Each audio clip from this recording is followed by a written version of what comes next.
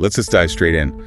Bali, you think paradise? Right, absolutely. Sun luxury resorts. But August 2014, that image just shatters.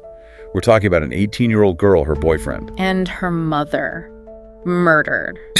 And then stuffed into a suitcase. It's the details that are so jarring. This luxury vacation, St. Regis Resort, and then this brutality. And the age of everyone involved. It is. It's that clash, isn't it? The beautiful setting versus the horrific act. It just makes you stop and ask, how? What possibly leads to that? Exactly. And that's what we're digging into today. Welcome, everyone, to the deep dive. We're looking closely at the stories that make the headlines and sometimes get lost afterwards. Today, it's the story of Heather Mack and the murder of her mother, Sheila von Wiese. We're working from a really detailed YouTube transcript by Anna Solves. It lays out the events, the background. And our goal here for you is to get past the shock headlines, to really try and understand the key moments, maybe some of the factors involved and what happened next. So here's the plan.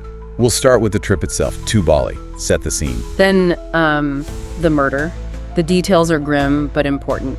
And the investigation that followed. Right. And crucially, we need to look at the backstory. Heather and Sheila's relationship, which was, complicated, doesn't begin to cover it. No. And Heather's relationship with Tommy Schaefer, the boyfriend, the planning that seems to have gone into it. And finally, the aftermath. The trials, the prison time, all of that. So it's more than just the crime itself. It's the lead up, the context, the consequences, trying to piece it together for you. Okay, August 2014, Heather Mack, she's 18, her mother, Sheila, and Tommy Schaefer, the boyfriend. They fly business class, Chicago to Bali. Business class. It signals a certain lifestyle, definitely. The stated reason for the trip, to try and fix their relationship, Heather and Sheila's, which was known to be pretty rocky. Yeah, rocky is putting it mildly based on what came out later. They check into the St. Regis in Nusa Dua, very high end. But here's the first, big red flag. Heather booked Tommy's flight and his room. Using her mother's credit card. Without Sheila knowing. So this trip meant to mend fences starts with deception. It really undermines the whole stated purpose, doesn't it? Not exactly a gesture of goodwill. No. And when Sheila finds out Tommy's there, she's upset. Really upset. Spends the afternoon alone, apparently. Which tells you right there, the reconciliation plan isn't exactly going smoothly. The tension is immediate. It hints at this pattern, maybe. Heather doing things, Sheila reacting negatively. And you have to wonder about the history there. How often did things like this happen? Then we get to the evening before the murder. There's this detail. Heather reportedly gives her mom a glass of water. And Sheila becomes noticeably drowsy afterward. Yeah, that's unsettling. It raises immediate questions about, was she drugged? Was this planned incapacitation? It certainly points towards something sinister, making her vulnerable before whatever was going to happen now. And then, it happens. Tommy Schaefer goes to Sheila's room. And according to the reports, Sheila was already out of it.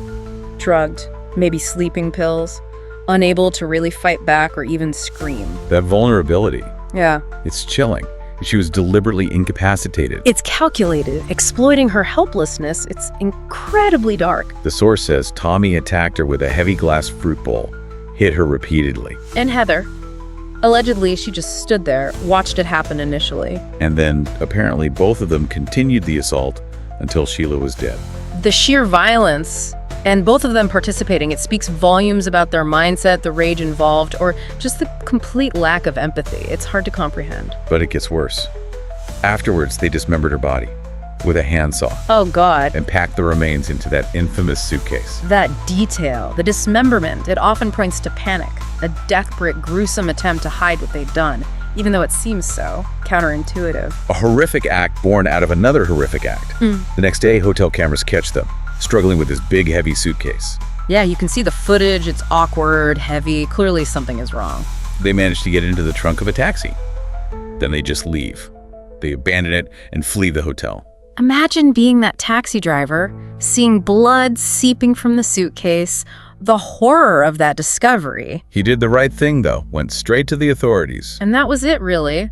The body is found, quickly identified as Sheila von Wiese. Hotel records point straight to Heather and Tommy. They didn't get far. Arrested at a budget motel nearby. Which kind of shows how poorly thought out the escape was, if you can call it that. Leaving a trail like that. Arrest was almost inevitable. Did they think they'd actually get away with it? Maybe. Heather's first story to the police certainly sounds like someone trying to get away with something. She claims this armed gang attacked them in the hotel room. Right, the gang story. Killed her mother, and she and Tommy barely escaped with their lives. It just doesn't add up. Why run to a cheap motel instead of the embassy or, anywhere safe if you've just survived a violent attack? Exactly. It falls apart pretty quickly. And then the phone records came out. Devastating. Texts between them. Planning. Premeditation. It laid it all bare. So, to understand how it even reached this point, we have to look back at Heather and Sheila's life. Heather, born in 95. Her dad, James Mack, a jazz musician, quite a bit older, born in 1929. And her mom, Sheila von Wiese, born 52, an academic, a socialite. They lived in Oak Park, Chicago, wealthy area. So on paper, a privileged upbringing, lots of money, nice house. Right, the kind of background where you wouldn't expect, well, this. The age gap between the parents is interesting too, might have shaped things. Sheila's sister, Debbie, said Heather was really doted on as a kid. But things changed drastically. Her dad had this accident on a cruise in 2001. Yeah, a foot injury that led to partial paralysis. There was a lawsuit. Then he got colon cancer. And he died in 2006, pulmonary embolism. Heather was only 11. That's huge. Losing a parent at that age, especially after years of illness and stress, that rocks a family's foundation. Yeah. Intense emotional strain is almost guaranteed. And according to the source material, that's when the relationship between Heather and Sheila really started to go downhill fast. There's this suggestion, a really disturbing one, that Heather started seeing her mother almost as a competition. For attention, maybe. It sounds incredibly dysfunctional. Like the grief and loss twisted things horribly. The normal mother-daughter roles just broke down. And Heather starts showing serious behavioral problems, defiance, anger issues, blaming everyone else, refusing rules. The transcript mentions possible signs of oppositional defiant disorder, ODD, short temper, argues constantly, deliberately annoys people. That kind of pattern. And look, ODD doesn't automatically lead to murder, obviously, but it signals deep-seated issues with authority, emotional regulation, relating to others. It's part of the picture. And it wasn't just attitude. It became physical towards Sheila, starting around 2010, when Heather was maybe 14 or 15. The reports are shocking. Punching her mother's already broken ankle. Breaking her arm and then stopping her from calling 911. Multiple incidents of bruising, even biting her. This wasn't teenage angst. This was escalating violence year after year. A pattern. A deeply concerning pattern. It shows a severe breakdown, a lack of control, maybe a lack of empathy from Heather. Just really worrying. And what's so sad, or maybe complex, is Sheila often didn't press charges, even when the police were called. That's unfortunately common in family violence situations. Yeah. Love, fear, shame, hope it'll stop. Maybe denial. It traps people. Sheila might have felt trapped. Her sister Debbie was worried. Voiced concerns about Sheila's safety more than once, apparently. Which just underscores how visible some of these warning signs were, at least to others. Hindsight is 20/20, but still, tragic. Then there's Tommy Schaefer, Heather's boyfriend, 2 years older, also from a single-parent home, and reportedly known for lying. And Sheila strongly disapproved of him, vehemently, according to reports. You can see why maybe. Given his reputation, she probably saw him as trouble, dragging Heather down further. Yeah, a protective instinct, perhaps. But parental disapproval often backfires with teenagers, right? Pushes them closer together. And then the situation gets even more explosive. Heather gets pregnant with Tommy's baby. And Sheila is reportedly devastated by this news, distressed. You can imagine adding a baby into this already volatile mix. Concerns about Heather's future, Tommy's influence. And it's around this time, or perhaps interwoven with it, that the text messages surface. The ones that suggest this wasn't spontaneous. Chilling stuff. Tommy apparently texting a friend, saying Heather asked him to find someone to kill her mother for $50,000. $50,000. It adds this cold transactional element to it. And then later, Tommy texting Heather. Does she swim? With drowning emojis. Just the callousness is breathtaking. It leaves very little doubt about intent, doesn't it? None. And the texts continue in Bali, discussing the plan. Yeah. Even mentioning hitting Sheila with the fruit bowl, the weapon that was actually used. They even discussed trying to make it look like an accident first, like a drunken fall. That failed, obviously. So the planning, the cold-blooded discussion, it's all there in black and white, in their own words. It paints a picture of calculated malice, not just a moment of rage. A conscious decision to end Sheila's life and attempts to figure out how to get away with it. After the arrest, reports suggest neither Heather nor Tommy showed much remorse. at least not initially. Their trials were held in Indonesia.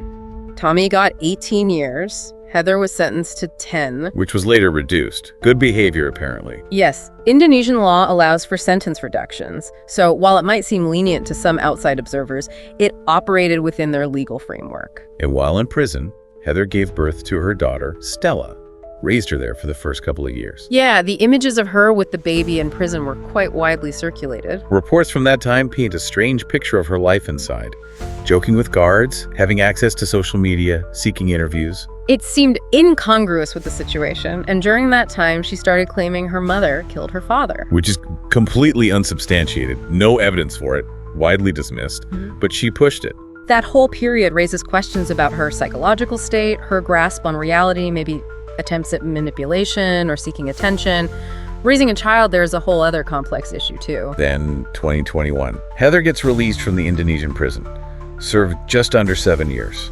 But her freedom was very brief. Instantaneous arrest, basically. As soon as she lands back in Chicago, the FBI is waiting. Because the crime involved U.S. citizens, even though it happened abroad, the U.S. could still prosecute, specifically for conspiracy. And in 2023, she pleaded guilty.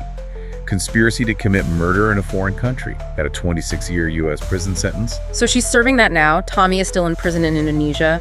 He could potentially face U.S. charges, too, if he's ever deported or returns. The U.S. sentence definitely reflects the severity more closely than perhaps the initial Indonesian one appeared to. Right, and the source material brings up that idea, again, the ODD diagnosis or traits, combined with this sense of privilege.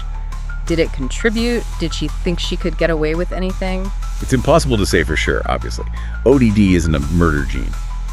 But that lifelong pattern of defiance, of pushing boundaries, of not facing consequences, perhaps play a role in her mindset, combined with privilege. It's plausible it contributed to a distorted sense of reality or entitlement, maybe a lack of empathy.